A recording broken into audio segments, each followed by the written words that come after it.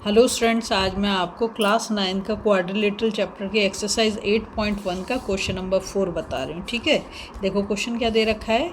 A B C D is a rectangle in which diagonal A C bisect angle A as well as C. मतलब जो ए सी है दोनों angle को bisect करा, angle A को भी और एंगल सी को। ये तो उसने हमें दे रखा है क्वेश्चन के अंदर।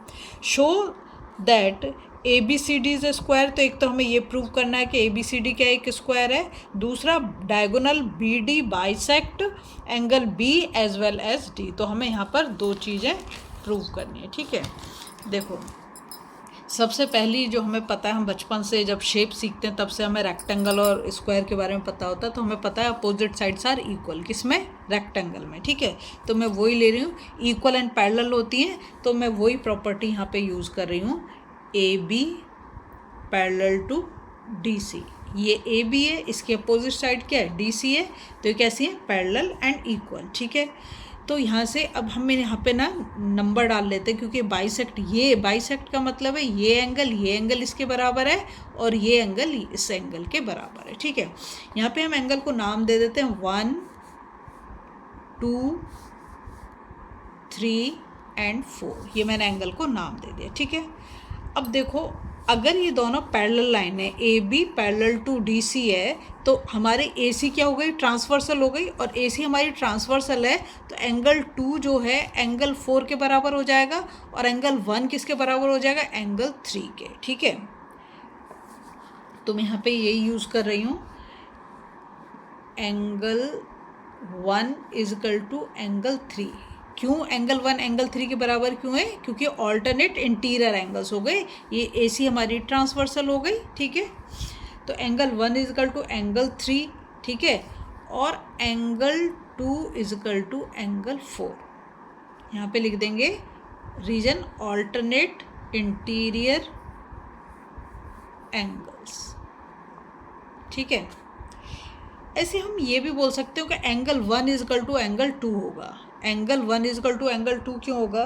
देखो हम कहते हैं कि इक्वल साइड, मतलब यहाँ पे तो हमें एंगल दे रखा है, तो एंगल 1 के अपोजिट देखो तो कौन सी साइड आती है?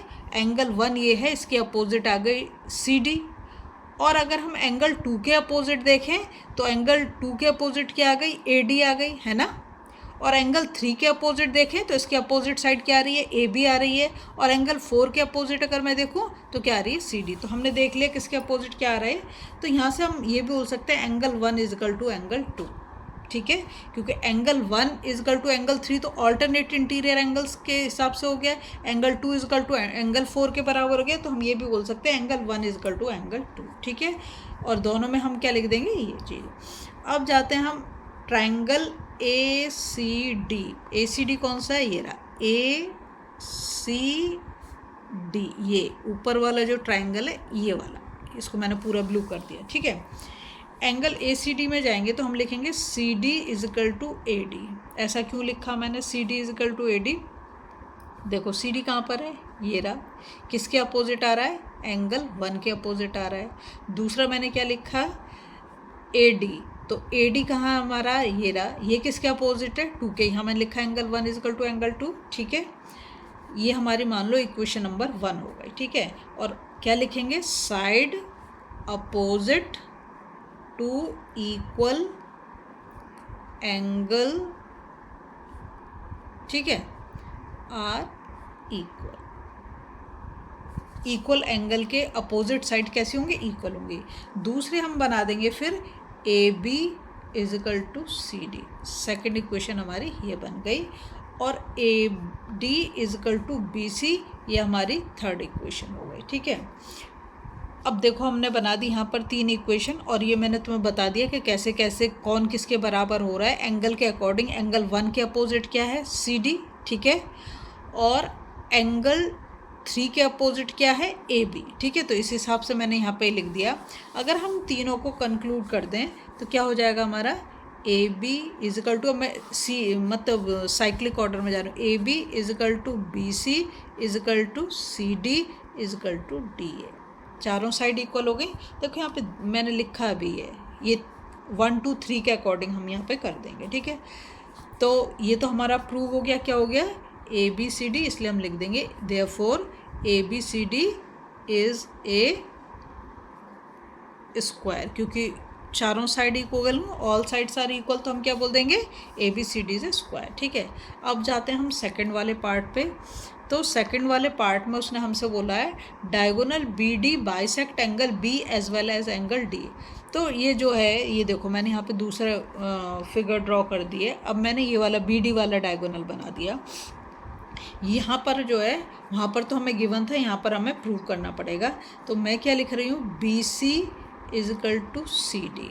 BC is equal to CD क्यों लिखा मैंने, देखो यहाँ पर भी हमें क्या करना पड़ेगा, एंगल के नाम देने पड़ेंगे।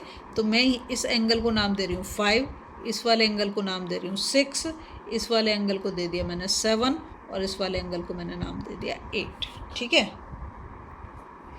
देखो एंगल B को भी बाइसेक्ट कर रहा है, मतलब ये बाइसेक्ट हुआ तो 6 और 8 इक्वल हो जाएंगे, और ये 5 और 7 भी बाइसेक्ट होगा, तो ये भी कैसे हो जाएंगे, 5 और 7 इक्वल हो जाएंगे। और वैसे क्या ऑल्टरनेट, क्योंकि ये क्या है ट्रांसवर्सल है, क्योंकि CD और AB क्या है, दोनों के दोनों पैरेलल इक्वल हैं। तो अगर BD हमारा ट्रांसवर्सल हो गया, तो फिर ये हम बोलेंगे ना ऑल्टरनेट इंटीरियर एंगल से इक्वल। तो 5 किसके इक्वल हो जाएगा, 8 के, और 7 किसके इक्वल हो जाएगा, 6 के। और अगर बाइसेक्ट कर रहे हैं तो ये दोनों दोनों इक्वल पार्ट में डिवाइड हो गए। ठीक है, तो वहीं से मैं लिख रही हूँ BC is equal to CD, angle 5 is equal to angle 6 हो जाएगा, angle 5 is equal to angle 6। ठीक है, angle opposite to equal side, उसको हम लेके कर रहे हैं। ठीक है, अभी लिखूंगी angle 5 is equal to angle 7 हो जाएगा, क्योंकि बाइसेक्ट हो रहा है तो दोनों एंगल इक्वल होंगे।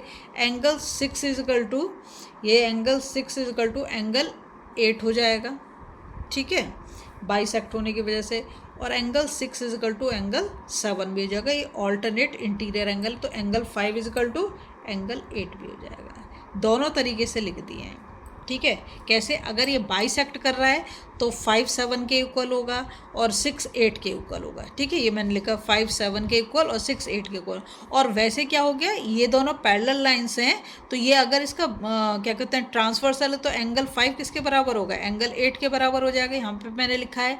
और एंगल 6 किसके बराबर होगा, एंगल 7 के बराबर होगा। ठीक है, यहाँ पे तो लिख दूंगे angle opposite to equal sides are equal, में पूरा नहीं लिख रही। ठीक है, इतना मैंने लिखा।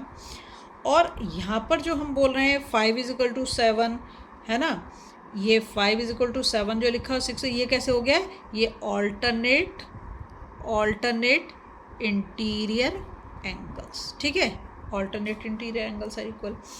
अब यहाँ पे हम क्या लिख देंगे, इन दोनों को अगर हम देखें कौन सा, ये 6 ये वाला और ये वाला, तो इसको हम लिख देंगे BD।